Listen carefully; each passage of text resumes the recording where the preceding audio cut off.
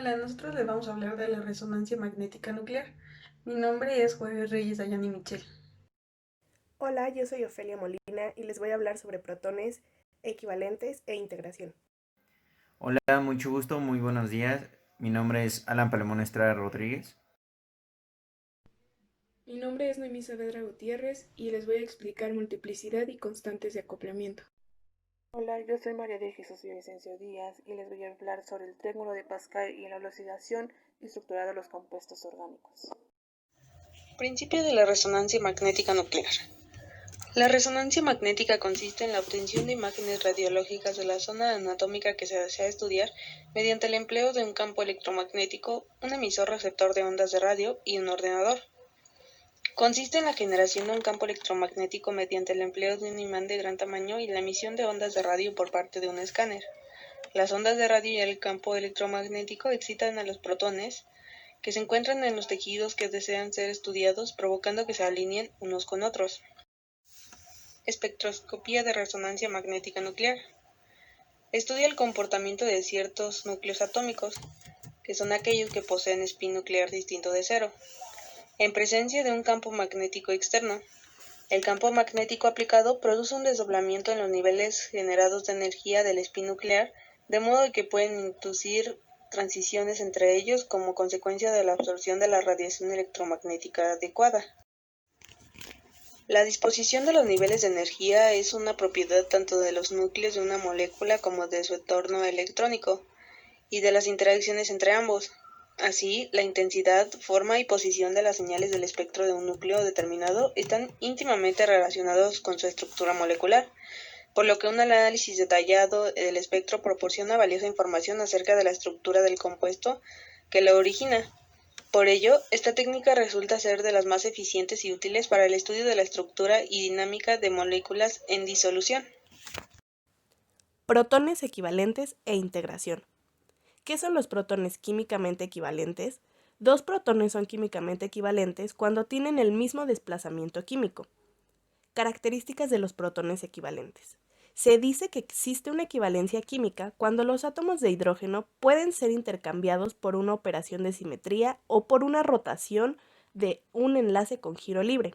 En un espectro de resonancia magnética nuclear habrá tantas señales como átomos de hidrógeno diferentes haya en la especie química. Para que exista una equivalencia de protones, se debe de tener el mismo desplazamiento químico. Tipos de protones equivalentes.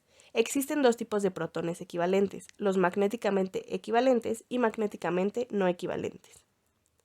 ¿Cómo identificar protones químicamente equivalentes? Usualmente se emplean tres métodos. La sustitución, el cual sustituye cada hidrógeno por un átomo diferente, por ejemplo cloro, y se comprueba si se tienen compuestos diferentes. Por ejemplo, en el cloroetano hay dos tipos de hidrógeno, porque sustituyendo por cloro se pueden obtener dos compuestos diferentes, el 1,1-dicloretano y el 1,2-dicloroetano. Descripción verbal. Se especifican las diferencias entre grupos y especies químicas. Simetría. Los átomos de carbono que puedan ser intercambiados por operaciones de simetría son equivalentes. ¿Qué es la integración? La línea integral indica la intensidad del pico e informa del número de protones que produce la señal. Es el área debajo de cada señal.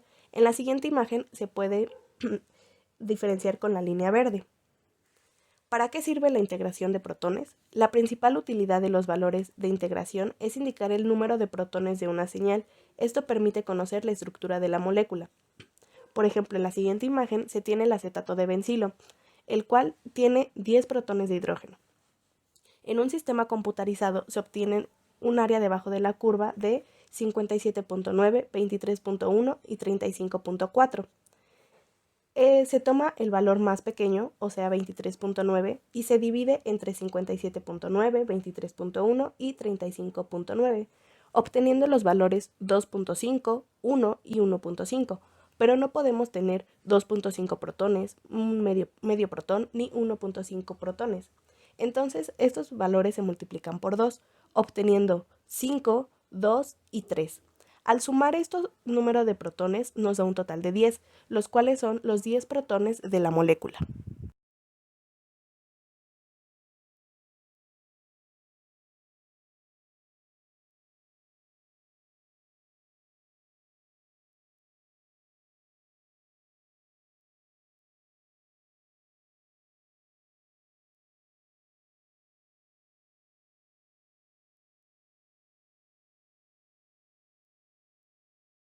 Hola, ¿qué tal? Mucho gusto. Bueno, yo les hablaré de la teoría de desplazamiento químico, la cual describe la dependencia de los niveles de energía magnética del núcleo atómico con el ambiente electrónico de la molécula.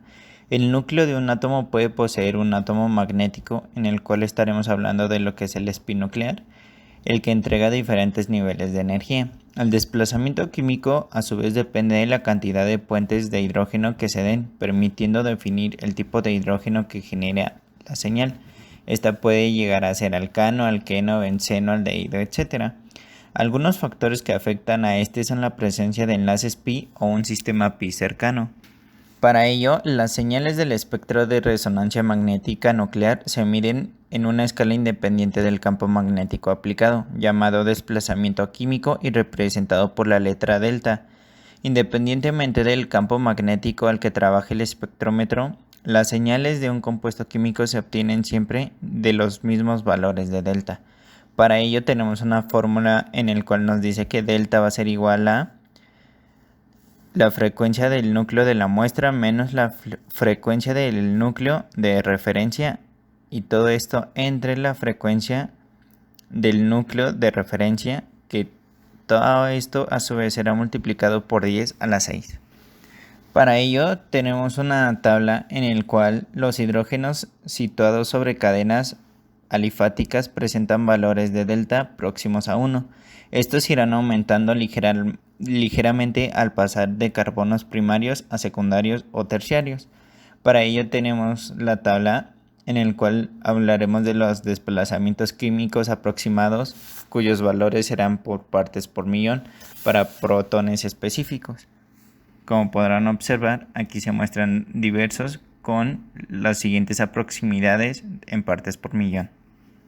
Otro de los factores que tenemos son los desplazamientos de, la cual quiere decir que es la estimulación magnética transcránea en Hertz, los cuales son mayores en los instrumentos de campo alto, los cuales van de 300 a 500 MHz, que los instrumentos de campo menores, entre 100 y 60 MHz, por lo que se puede ajustar un desplazamiento a un valor independiente del campo de la siguiente manera, en la que un protón en una molécula determinada ocurrirá siempre al mismo desplazamiento químico, ya que ésta será constante. Para ello tenemos que el desplazamiento será igual a delta, el cual va a ser igual al cambio en Hertz sobre la frecuencia del equipo en megahertz, el cual nos dará un resultado por partes por millón. Esta división da un número independiente del instrumento utilizado, lo cual nos permite realizar un ajuste de ser necesario a la hora de obtener el desplazamiento químico. Multiplicidad y constantes de acoplamiento. La multiplicidad o la regla de n+1 nos permite predecir cuántos picos esperamos ver en la señal de un espectro de resonancia magnética nuclear. Si se enfoca en la señal para un protón y ese protón tiene n protones vecinos, se espera ver n+1 picos en el espectro. Solo aplica cuando los protones vecinos son químicamente equivalentes. ¿Pero quiénes son esos protones? Es el núcleo de hidrógeno que se estudia con más frecuencia, porque aunque está aumentando el interés en otros núcleos, particularmente del carbono 13, el núcleo de hidrógeno, protones, se estudia con más frecuencia y se dedica más atención a ello. Los subpicos son debido al acoplamiento spin-spin y se predicen con la regla n+1. Esto ocurre debido a la interacción con los hidrógenos vecinos, como ya se había mencionado. Por ejemplo, 1,2-tricloretano, si pensamos en el carbono que contiene el protón azul, tenemos como vecino al carbono que contiene los dos protones rojos. Por lo tanto, n va a ser igual a 2, 2 más 1 va a ser igual a 3, formando una señal de 3 picos, un triplete. Para el carbono que contiene los dos protones rojos, tenemos al carbono vecino que contiene el protón azul. N va a ser igual a 1, 1 más 1 va a ser igual a 2, se va a formar la señal de 2 picos, un doblete.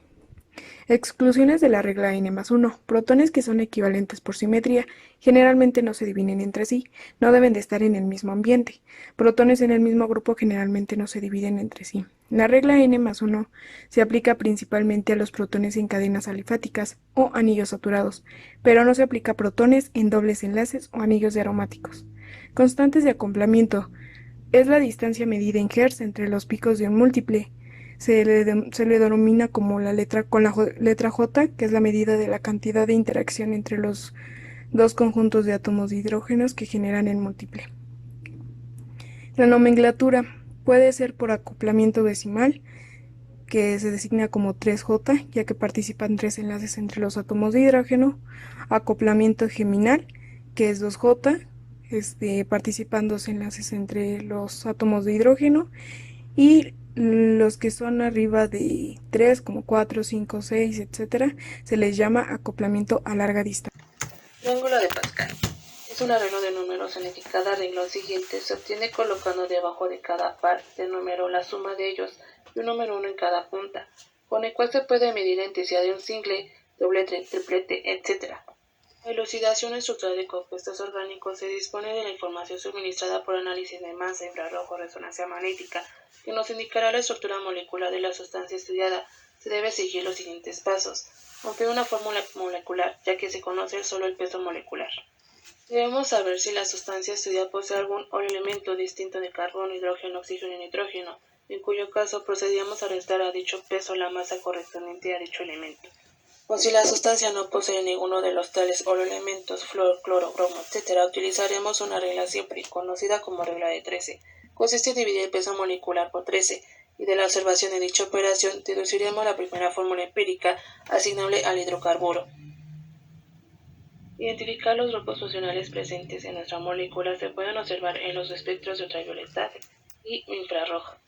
Los hidrocarburos aromáticos y sus derivados en el espectro infrarrojo suelen presentarse una distribución característica de tipo de sustitución en la zona de 1600 a 2000, que suele ser difícil de ver debido a su baja intensidad.